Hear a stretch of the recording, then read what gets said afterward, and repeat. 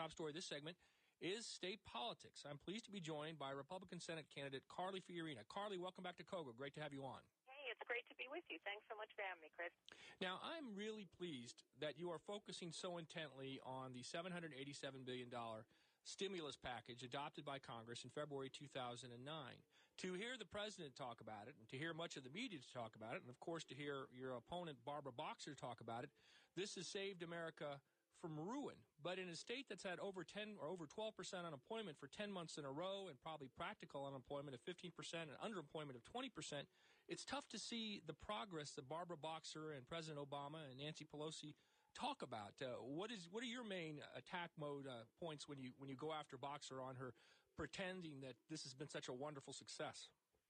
Well, I've been traveling up and down the state, going to communities all across the state, including San Diego a couple weeks ago, Sacramento, San Francisco, Fresno.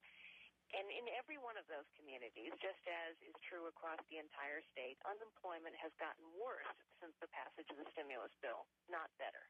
So it's not simply that this stimulus bill has failed to meet the goals that Barbara Boxer and President Obama touted. It's that the situation has gotten appreciably worse in California because the big tax, big government, big regulation policies that Barbara Boxer supports are destroying jobs.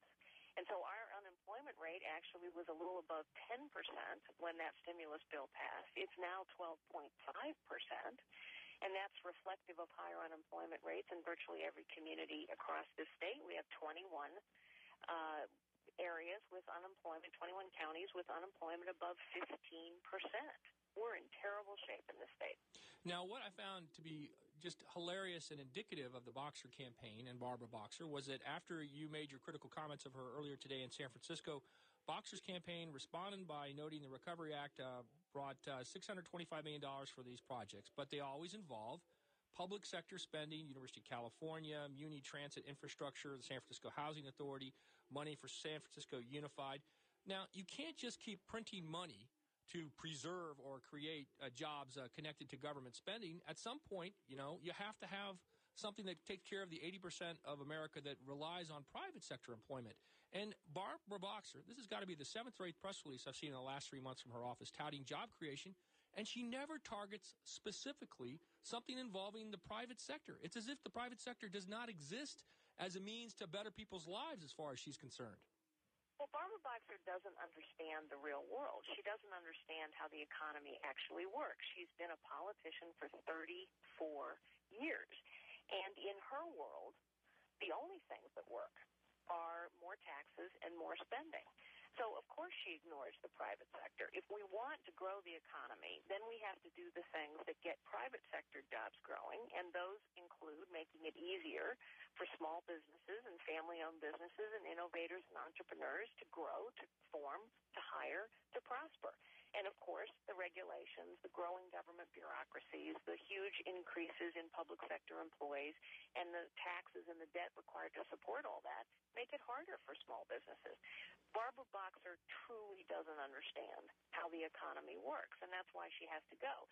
But, what I find interesting, honestly, Chris, if I may, about her press releases, she keeps saying, well, $600 million went here, we did a little bit. If you throw $787 billion into the economy, you're going to create a job or two. But you're not going to do enough to be able to claim that that money was well spent, and it certainly has not brought help and hope to the people of California, which was what Barbara Boxer's rhetoric claimed would occur. We're talking with Republican Senator Carly Fiorina. Now, Boxer was one of the folks who voted today to throw another $50 billion on the national credit card, and Boxer has been an ardent proponent of spending more and more and more, even though it's on the credit card. And Boxer, in fact, was critical of the $787 billion economic stimulus bill back in February 2009 because she thought it wasn't big enough.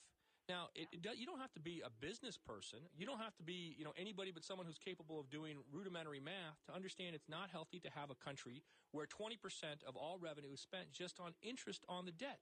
And yet there's an astounding blitheness on Boxer's part and really, almost a mania in Washington to spend more, to spend more, to spend more. And I really think that this is an issue that's beginning to sink in even with Democrats, that this is unsustainable. What are you hearing when you go on the campaign trail?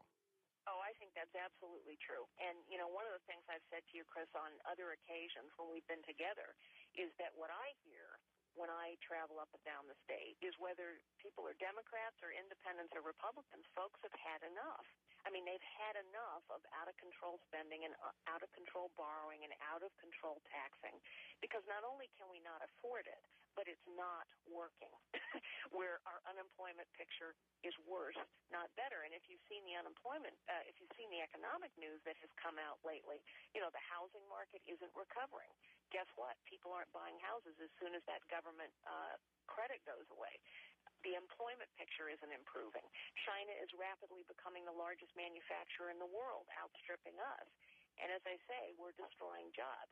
But make no mistake, anyone with common sense understands that you can't spend and borrow your way to prosperity. Barbara Boxer doesn't have common sense. She is an ideologue. It's clear from her votes. Her ideology drives her behavior and her thinking, and her ideology is big government, big tax increases. She has voted for over $1 trillion in tax increases in her time in Washington, D.C.